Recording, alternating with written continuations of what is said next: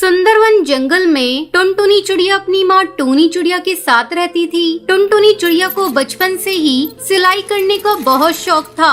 जब भी उसे समय मिलता वो अपनी माँ की सिलाई मशीन निकाल कर उस पे सिलाई करने लगती। माँ ये देखो ना, मैंने कितनी अच्छी फ्रॉक सिली है। अरे वाह बिटिया, तूने तो बहुत अच्छी सिलाई की है। लेकिन बेटा तू अपनी पढ़ाई पर भी ध्यान दे। मैं तुझे एक बड़ी अफसर बनाना चाहती हूँ। तेरी परीक्षा होने वाली है और तू सिलाई करने में लगी रहती है।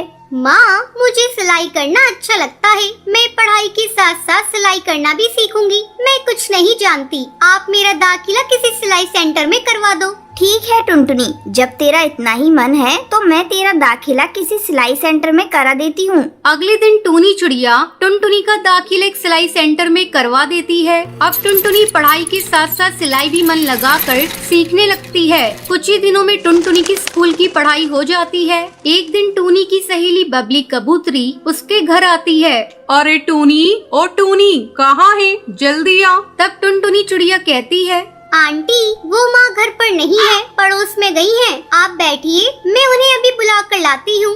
तुम टुनटुनी हो ना?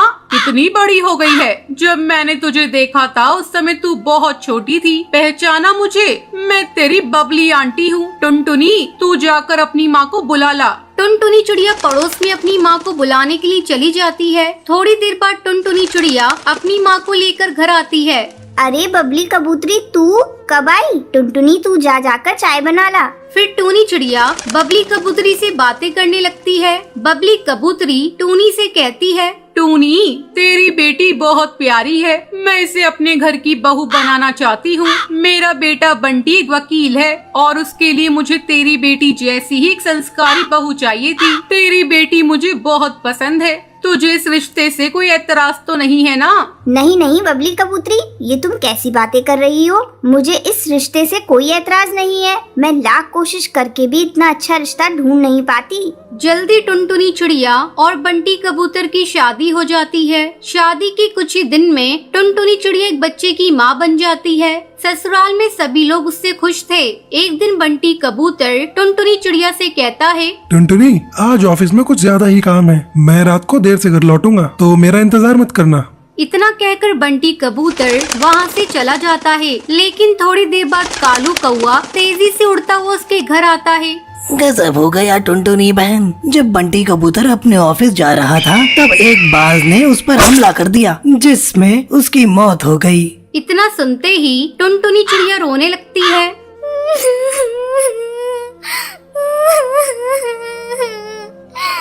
माँ जी ये सब क्या हो गया? माँ जी बंटी कबूतर के बिना भी ये घर कैसे चलेगा? टुनटुनी तू हिम्मत मत हार बेटा।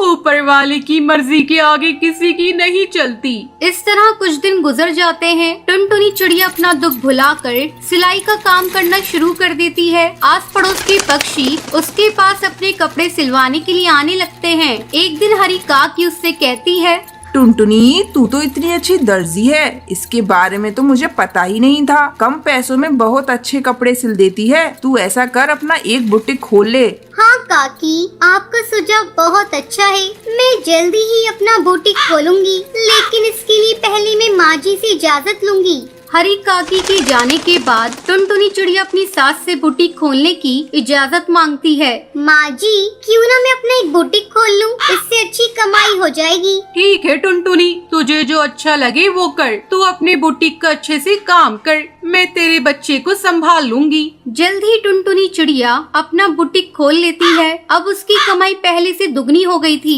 इस तरह टुनटुनी चिड़िया खुशी खुशी अपनी जिंदगी बिताने लगती है। टुनटुनी नाम की धोबन अपने पति बंटी के साथ धोबी घाट पर काम किया करती थी। टुनटुनी और बंटी की जिंदगी में खुशियों की कोई कमी नहीं थी। उनके पास जितना अनाज होता था वो उसमें गुजारा कर लेते थे। एक दिन बंटी अपनी पत्नी टुनटुनी को कहता है, टुनटुनी जब से तुम मेरी जिंदगी में आई हो मुझे ऐसा लगता है मेरे सारे दुख और दर्द कहीं चले गए हैं। हाँ जी, ये तो आपका बड़प्पन है। मैं तो आपसे शादी करके बहुत सुखी हूँ। बस मेरी जिंदगी में एक ही कमी लगती है, काश वो भी हो जाए। इतना ही कहकर टुनटुनी चुप हो जाती है। टुनटुनी मुझे पता है तुम किस बारे में बात कर रही हो, लेकिन नसीब के आगे किसका चला है। भगवान जो चाहता है वही होता है।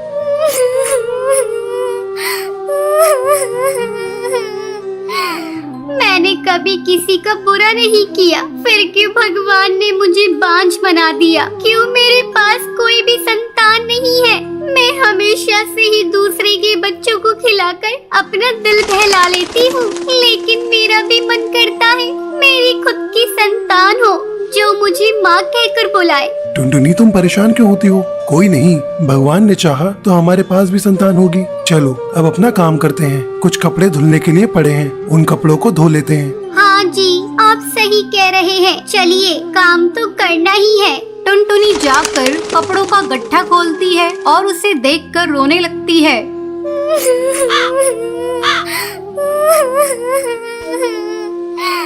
क्या हुआ टुनटुनी, तुम रो क्यों रही हो? अजी इधर आइए, ये देखो कितने सुंदर सुंदर बच्चों के कपड़े हैं। वो बच्चा कितना सुंदर होगा जो इनको पहनता होगा। मेरे घर में भी अगर कोई बच्चा होता तो मैं भी उसको ऐसे ही सुंदर सुंदर कपड़े पहनाती। उन कपड़ों को देख टुनटुनी की आँख के आंसू मानो रुकने का नाम ही नहीं ले रहे थे। टुनटुनी, तुम अपना दिल छोटा मत करो। भगवान जो भी करता है अच्छे के लिए करता है। अब जो उसने सोचा है वही होगा। चलो कपड़े धोते हैं। फिर वो दोनों कपड़े धोकर सुखा देते हैं और शाम को घर आ जाते हैं। फिर अगली सुबह दोनों घाट पर जाते हैं, जहाँ उन्हें बच्चे की रोने की आवाज आती है। बंटी, ये आवाज कहाँ से आ रही है? मुझे लगता है उधर जो कपड़े पड़े हैं उनमें से आ रही है। चलो वहाँ पर चलकर देखते हैं। टुनटुनी बंटी वहाँ पर जाते हैं। फिर जहाँ से उन्हें बच्चे की रोने की आवाज आ रही थी, वहाँ कपड़ों का एक गट्ठा रखा था। फिर टुनटुनी थोड़े कपड़े हटाकर देखती है। अजी ये देखिए,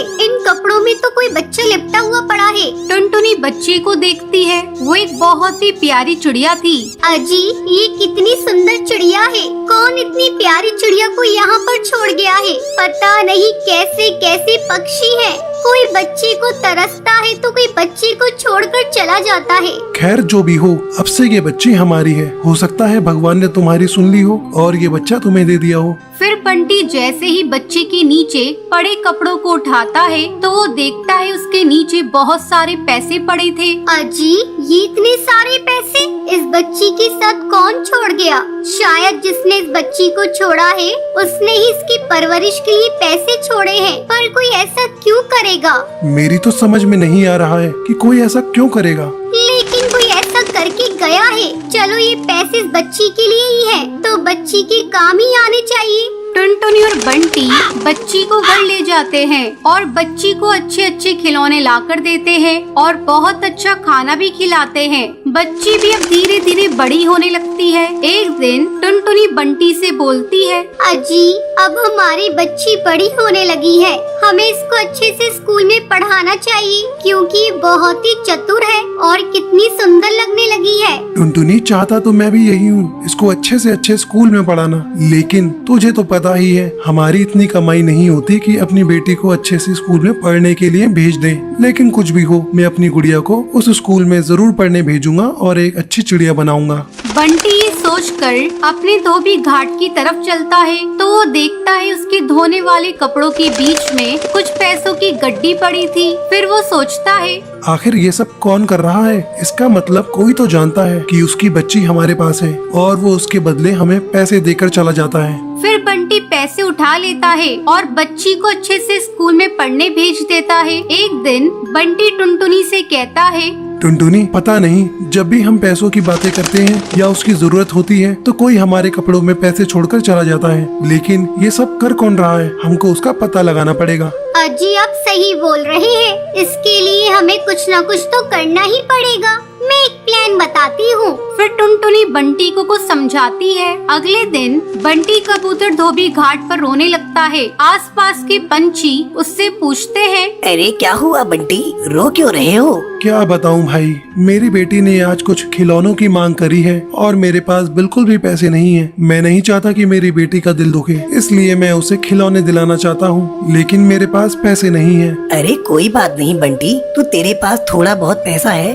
उसी से अपनी बेटी को खिलौने दिला दे। वो छोटी छोटी है, ऐसे ही खुश हो जाएगी। इतना कहकर सब पंछी वहाँ से चले जाते हैं। फिर रात होने पर टुनटुनी और बंटी देखते हैं एक पक्षी उनके कपड़ों के पास कुछ रखकर जा रहा है। टुनटुनी और बंटी उसे पकड़ लेते हैं। अरे भाई भाई, अरे तुम कौन हो और क्यों हमें हमेशा ऐसे ही पैसे देकर चले जाते हो? अगर तुमको बच्चा पालना ही था तो तुम खुद क्यों नहीं पाल लेते? ये सुनकर कालू कौवा रोने लगता है और रोते रोते बोलता है, मैं और मेरी पत्नी बहुत अच्छे से रहते थे। मैं उसको बहुत प्यार करता था, लेकिन ये बात मेरे घर वालों को अच्छी नहीं लगती थी, तो उन्होंने हमें घर से निकाल दिया। जैसे ही मेरी बेटी का जन्म हुआ तो उसकी माँ इस दुनिया को छोड़कर चली गई। कुछ दिन तो मैंने अपनी बच्ची की परवरिश की, लेकिन यह मुझसे नहीं हो पा रहा था। ये आपकी बच्ची है, फिर आपने अपनी बच्ची को हमें क्यों दिया? मैंने एक दिन यहाँ टुनटुनी बच्ची के लिए तड़पते हुए रोते हुए देखा। फिर मैंने सोचा कि आपको संतान की जरूरत है, इसलिए चुपके से बच्ची को यहाँ छोड़ गया। और जैसा मैंने सोचा था बिल्कुल वैसा ही हुआ। मैं जरूरत पड़ने पर पैसे देकर जाता हूँ, जिससे मेरी बच्ची की परवरिश में कोई कमी ना आए। मैं आप लोगों से हाथ जोड़कर बोलता हूँ कि मेरी बच्ची को कभी भी ये मत बताना कि मैं उसका पिता हूँ, वरना वो मुझसे नफरत करने लगेगी।